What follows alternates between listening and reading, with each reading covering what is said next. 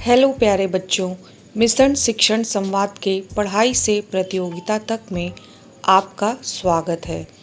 आज हम प्राथमिक स्तर पर मानसिक योग्यता विषय में शीट क्रमांक 010 के साथ आगे बढ़ेंगे। हमारा जो शीट है उसका जो प्रकरण है वह है जल प्रतिबिंब। इसके परिभाषा, नियम और उदाहरणों पर हम चर्चा करते हैं। तो बच्चों, आइए हम शीट को एक बार देखते हैं और साथ ही साथ इसमें जो आगे वीडियो हैं उदाहरणों के साथ इसे समझने का सफल प्रयास करते हैं। आज का हमारा प्रकरण है जल प्रतिबिंब।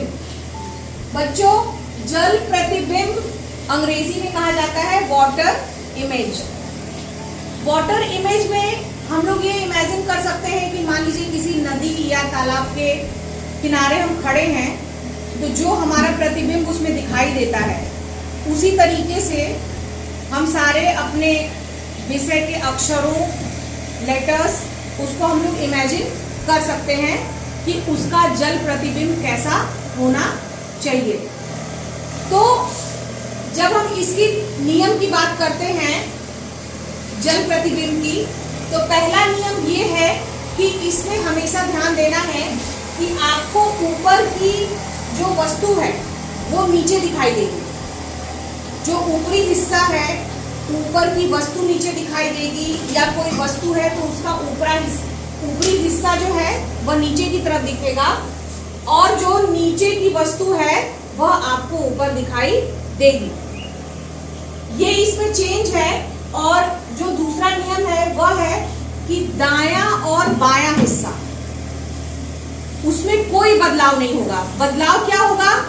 ऊपरी और निचले हिस्से में बदलाव होगा, और जबकि दाएं और बाएं हिस्से में बिल्कुल भी आपको बदलाव दिखाई नहीं देगा। किसमें? Water image. इसी आधार पर हम आगे बढ़ते हैं और यहाँ हम बात करते हैं अंग्रेजी अक्षरों की, जो कैपिटल लेटर्स हैं आपके इंग्लिश में, ठीक है। ABCD Z आप लोग सब जानते हैं। तो हम उन लेटर्स पे बात करेंगे जो वाटर इमेज में बिल्कुल एज इट इज रहेंगे, वो उनमें बिल्कुल कोई भी बदलाव नहीं आएगा। आप इन लेटर्स को ध्यान में रखते हुए सवाल को हल करेंगे। अगर आपको जो सवाल मिला है, जो प्रश्न मिला है, अगर इसमें ये लेटर्स हैं, तो आप इसको बिल्कुल ध्यान में रखिएगा कि ये लेटर्स एज इट इज रहेंगे। इनमें कोई भी वाटर इमेज के चलते, जल प्रतिबिंब के चलते कोई भी बदलाव देखने को नहीं मिलेगा। C, D, E, H, I, K, O और X, ठीक है। अब हम देखते हैं कि जो हम नियम की बात कर रहे थे कि ऊपरी हिस्सा निचले हिस्से में दिखाई देता है और निचला हिस्सा ऊपरी हिस्से में दिखाई देता है, तो एक और बायां और दाहिना हिस्सा बिल्कुल भी चेंज नहीं होता है। तो आप यहाँ पे कुछ देख सकते हैं लेटर्स के उदाहरणों में कि बिल्कुल इनमें आपको क्या बदलाव दिखाई देगा। सबसे पहला लेटर हम लेते हैं A। अब आप देखिए, इसके बाएं और दाहिने हिस्से में कोई बदलाव हुआ है? केवल ऊपरी और निचले हिस्से में बदलाव दिखाई दे रहा है। उसी तरीके से आपका M जो है वह वाटर इमेज, उसका W दिखाई देगा, और ठीक इसी तरीके से जो W है उसका आपको वाटर इमेज M दिखाई देगा। जब हम N की बात करते हैं तो N देखिए, N यहाँ ऊपर की तरफ यहाँ जुड़ा हुआ है, और जब ये वाटर इमेज बनेगा तो ये यहाँ पे आ जाएगा नीचे, और जो ये नीचे है जुड़ा हुआ, ये कहाँ जाएगा? ऊपर की तरफ। और बायां और ये जब ऐसे उल्टेगा, क्योंकि दाहिने और बाएं हिस्से में तो कोई बदलाव नहीं आया है, सिर्फ ये वाटर इमेज बना है, तो ये N कुछ हमारा इस तरीके से दिखाई देगा।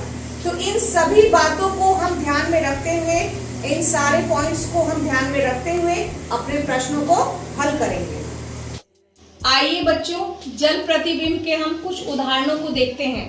जैसा हम लोग नियम पढ़ा था कि ऊपरी हिस्सा नीचे और नीचे का हिस्सा ऊपर चला जाएगा, लेकिन बाएं और दाहिने कोई भी परिवर्तन आपको दिखाई नहीं देगा।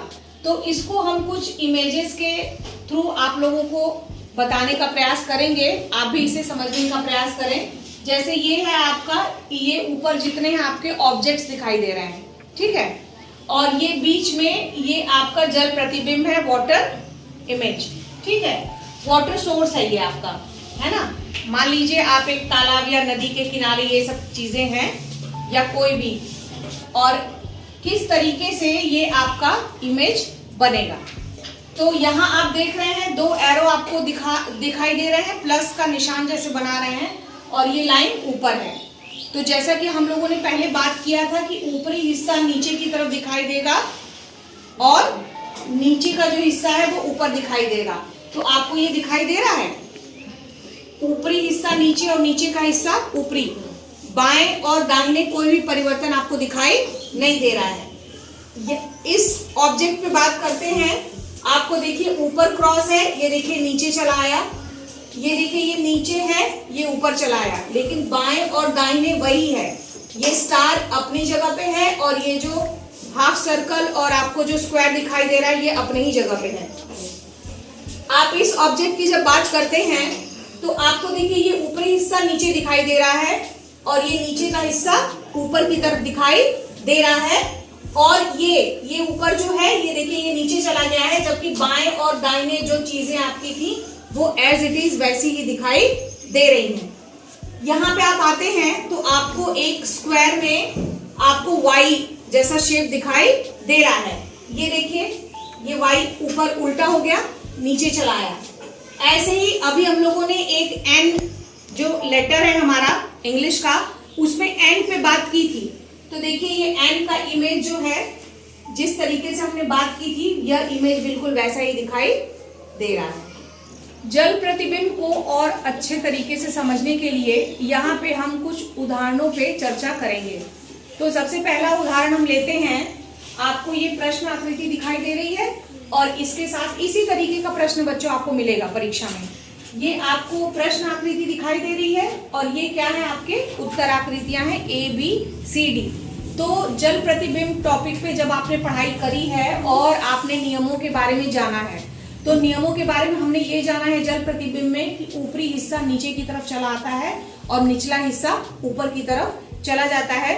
दाहिने और बाएं में कोई परिवर्तन नहीं होता है। तो आप इसे देखें, अगर ये जो हमारा ये बना हुआ है प्रश्न आकृति, तो इसमें क्या है, आपको एक ओवल शेप टाइप का शेप दिया हुआ है और इसमें हमें क्या, ये लाइनिंग्स हैं, तो जाहिर सी बात है ये नीचे की तरफ आनी चाहिए और ये हमारा बिल्कुल भी चेंज नहीं होगा। बाएं का हिस्सा जो दाहिने है वो चेंज नहीं होगा और ये हमारा नीचे की तरफ चला आएगा। तो आप अब इससे मैच कर लीजिए आपका आंसर। तो मुझे लगता है कि A और D तो बिल्कुल भी नहीं होगा, क्योंकि ये एज इट इज जैसे ये ऊपर है तो वो ऊपर तो रहेगा ही नहीं, कहाँ आएगा, नीचे की तरफ आएगा। तो A और D हमारा ऑप्शन बिल्कुल गलत है। बात आ गई B और C में। तो B और C में बस आपको दोनों लाइनिंग्स जो हैं, ये ऐसे लाइन जो आपको दिखाई दे रहे हैं वो नीचे की तरफ दिखाई दे रहे हैं, लेकिन आपको ये ध्यान देना है कि ये जो लाइन गई हुई है ये कौन सा बिल्कुल आपके प्रश्न आकृति से मैच कर रही है। तो यहाँ पे साफ दिखाई दे रहा है कि ऑप्शन बी में ये दिखाई दे रहा है जो हमने यहाँ पे ड्रॉ किया है। तो इसलिए हमारा आंसर क्या होगा, ऑप्शन बी।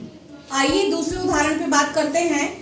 जो दूसरे उदाहरण में हमें प्रश्न मिला है उसमें कुछ प्रश्न आकृति इस तरीके की दिखाई दे रही है और हमेशा की तरह हमारे पास 4 उत्तर हैं और 4 उत्तर में आपको सही उत्तर निकालना है। तो हम सभी जानते हैं कि जो हम जल प्रतिबिंब जो हम टॉपिक पे बात कर रहे हैं, इस टॉपिक में हमने नियम पढ़ा है कि ऊपरी हिस्सा नीचे की तरफ और नीचे का हिस्सा ऊपर की तरफ चला जाता है। तो उसी को ध्यान में रखते हुए इसको हम बनाने का प्रयास करेंगे कि आंसर क्या होना चाहिए। तो ये आपको ऊपर की तरफ बनेगा क्योंकि ये नीचे है और हमने ये भी बात की थी कि बाएं और दाहिने हिस्से में कोई परिवर्तन नहीं होगा। तो जब ये ऊपर की तरफ जाएगा तो वो कुछ इस तरीके से दिखाई देगा और ये आपका बीच में है तो ये ऐसे ही रहेगा, ये बीच में, क्योंकि ये ना तो ऊपर है और ना ही नीचे है और ये प्लस का साइन आपको एज इट इज यहाँ पे दिखाई देगा।